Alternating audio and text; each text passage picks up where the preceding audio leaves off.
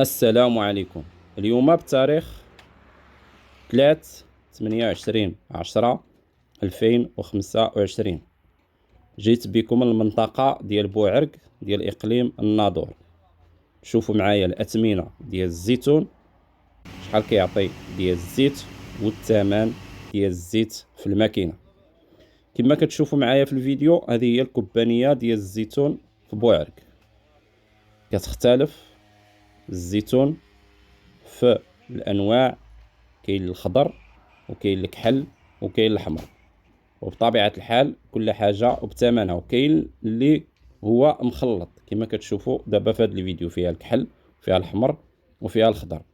بينما الأثمنة ديال الكحل بوحدو ثمنها بوحدو دايره حتى ل 10 دراهم، بالنسبة اللي غليظة وحمراء دايره حتى ل 7 دراهم، وخلاص اللي هي رقيقة وخضراء دايره ما بين 5 و 6 دراهم. الزيت ديالها كما كتشوفوا في الصورة هي هذه من الماكينة. الزيت حاليا دايره في الماكينة 60 درهم.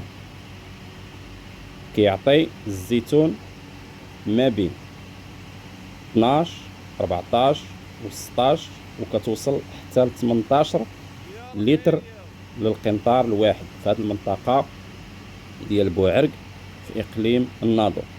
الحمد لله الخيرات موجودة في هذه المنطقة.